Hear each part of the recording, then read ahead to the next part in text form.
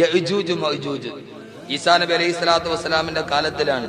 നമുക്കെല്ലാവർക്കും അറിയാം യഅ്ജൂജ് മഅ്ജൂജ് നമ്മൾ ധാരാളം കേട്ടിട്ടുള്ളതാ. എന്താ യഅ്ജൂജ് മഅ്ജൂജ്? അത് 2 പേരാണോ അതോ 2-ലധികം പേരാണ്? അതൊരു സമൂഹത്തിന്റെ പേരാണ്. ആയിരക്കണക്കിനല്ല, 10,000-കണക്കിനല്ല, ലക്ഷക്കണക്കിനുള്ള ഒരു സമൂഹത്തിന്റെ പേരാണ് യഅ്ജൂജ് മഅ്ജൂജ്. വളരെ പൊക്കം കുറഞ്ഞ ആളുകൾ യഅ്ജൂജ് മഅ്ജൂജ്. ഈ യഅ്ജൂജ് മഅ്ജൂജ് ലോകത്തേക്ക് പുറപ്പെടും. അള്ളാഹുവിന്റെ ഖുർആൻ പറഞ്ഞു ഹത്താ ഇദാ ഫുത്തിഹത്ത്, തുറക്കപ്പെട്ടു കഴിഞ്ഞാൽ, തുറന്നു വിട്ടാൽ എന്നാണ് ഖുർആൻ പറയുന്നത്. അപ്പൊ അങ്ങനെ ഖുർആൻ തുറന്നു വിടുക എന്ന് പറഞ്ഞാൽ അതിന്റെ അർത്ഥം അവരെവരെയോ അടച്ചിരിക്കുകയാണെന്നല്ലേ.